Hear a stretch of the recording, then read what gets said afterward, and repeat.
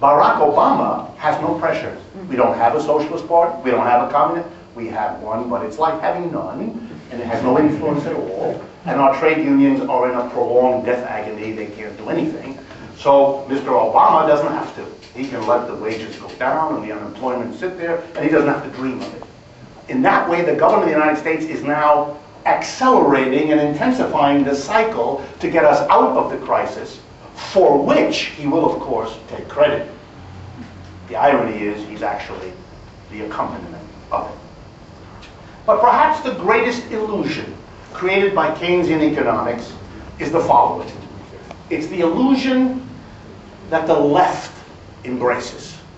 The notion that a Keynesian economics is some sort of solution to capitalism, or some kind of humane capitalism, capitalism with a human face, or something like that. The notion that the government can or will, by means of its monetary and fiscal policy and regulation, and maybe even taking over the enterprises, that it will be able to create the good society.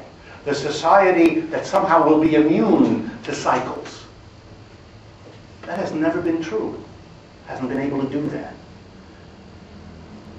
We are in a neoliberal period because the Keynesian economics that ruled the United States from the 1930s to the 1970s, for that 40 years, eventually produced so many cycles, such a disillusion among the working class, that the working class of the United States, which put Mr. Roosevelt into 4 consecutive election victories. We've never had that before, and it so frightened the United States that they passed a law that nobody can serve more than twice as president.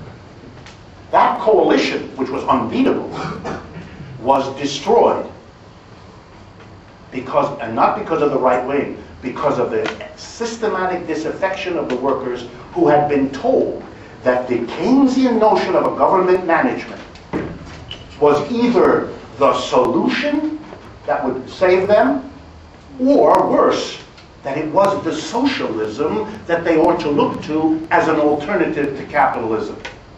So that when it proved to be what it is, self-destructive, unable to deliver the goods, people, working people, turned against the Democratic Party, against government in general, and against socialism as a failed project because of the way it had been presented. Last 2 points. Across the 20th century, and I'm going to use a piece of chalk to do this, across the 20th century, the United States has wobbled back and forth between what we can call a neoclassical regime and a Keynesian regime, roughly parallel with the dominance of neoclassical economics in the minds of the people and the dominance of Keynesian economics in the minds of the people, back and forth. So in the 1920s, we celebrated the private capitalist economy. When it collapsed, we celebrated Keynes. When the Keynesian economics could not prevent the cycles and the defeat of the working class turned against it, voted for Mr. Reagan, brought in the neoliberal government, and it took 25 years for the same working class to become furious and enraged at them and to bring in, which is difficult in the United States, a black Keynesian. Right? That they did that. But across this back and forth, here's an interesting thing for you to think about. For those of you that are not economists, I should mention, just so you understand, economists are fundamentally, deeply, don't take this the wrong way, immature.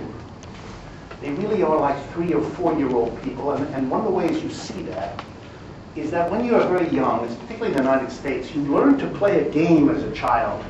And the game goes like this. You're shown a piece of paper that has dots on it.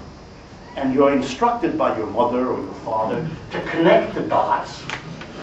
And they look like a little rabbit or a tree. And you're supposed to be pleased with this incipient artistry. Other people outgrow this. At 5 years old, have enough of this. But economists, they stay with it. They make dots, and they draw lines, and they are really excited, like a child, with the result. They attribute to the result magical ability. For example, these dots and this line captures how the world is. That's the adult equivalent of Pixar. I'm an economist, so I do this sort of thing. So I'm going to draw you two lines. Yes, we have econometricians. They do the same thing with more finesse. But they add a metaphysical idea. And because Anna interrupted me with this, I can take this moment. The metaphysical idea is the following. If you're a normal human being, that is, you're not an economist and for sure not an econometrician. I should mention, for those of you that might be interested, before I became an economist, I was a mathematician. I actually studied that stuff. That's what I had to do. By the way, in the United States, nothing is better for becoming an economist than having been a mathematician. The only thing better than that is to make sure if your father was an economist in a good university, that's even better. I didn't have that, so I had to become an economist and a mathematician to get in. If you're a normal person, you understand that everything that happens in the world is the way it is for thousands of reasons. If you ask yourself why you picked today that blue shirt, or you picked those sandals, or you decided to have spanakopita for lunch, whatever it is, that there are thousands of reasons for that. That color represents something from your childhood that's meaningful to you, or that spanakopita reminds you of something your boyfriend or girlfriend made for you last week. 1,000 reasons which you can spend a lifetime trying to figure out. It's like asking yourself, why did I marry him? You ask. Economists kind of know it, but their training makes them forget it. So they think the following. If I'm going to explain something important in the world, like, say, I don't know, interest rates, or exports, or poverty. You ready? I'm going to explain this thing, whatever X is, by showing, this is a mathematician's thing, that it's the consequence, it's a function of A, B, and C. Not a million things, which you know it is. No, 3. 3. Not only is it 3 out of the infinity, but you think you know which 3 it is. And when someone challenges you, you say something like the following. Well, those are the most important ones.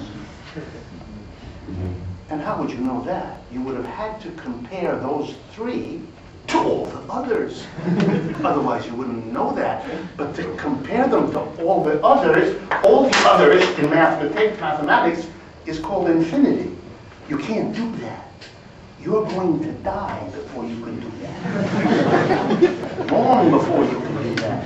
So when you say you can make an explanation, the way the econometrician does, that something is a function of these 3, and you're sure that's the right 3 because they're the most important